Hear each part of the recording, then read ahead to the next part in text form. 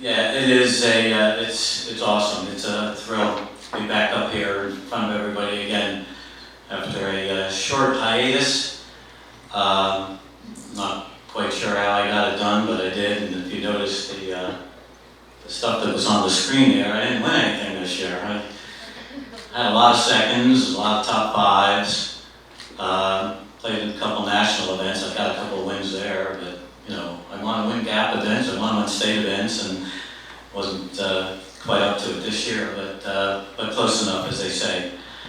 First, I want to say congrats to all the winners tonight on fabulous seasons and very deserving awards. For the last couple of years, I decided to try my hand on a national circuit a little bit and travel around the country and play different venues. Tommy knows about that. I've seen him in a lot of different events. And I had a fair amount of success, particularly last year in 2022.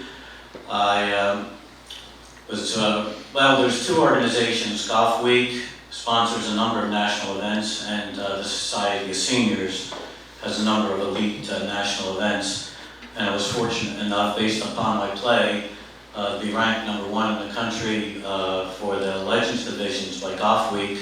So I was very proud of representing GAP, representing White Manor, and achieving that.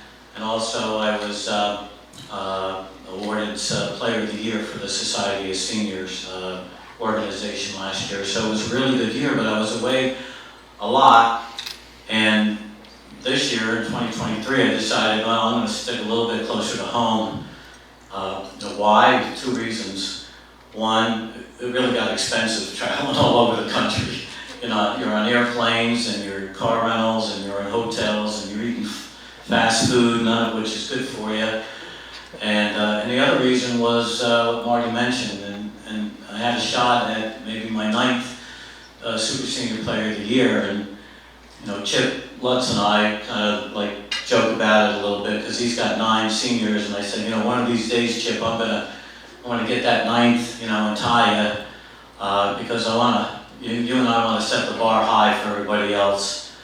So I was fortunate enough to get that accomplished this year, and hopefully we've set a standard for others to go after. I know the bar is pretty high, but there's so many talented players in this region.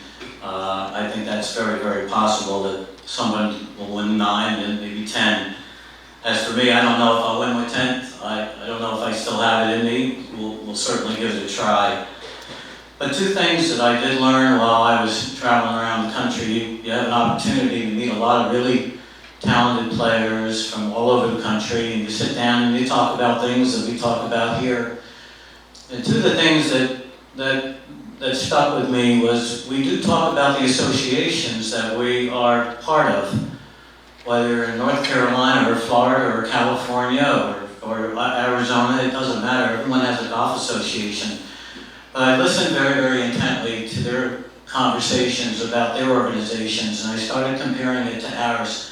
And I can tell you, from my point of view, there is no greater organization in this country than the Golf Association of Philadelphia, hands down.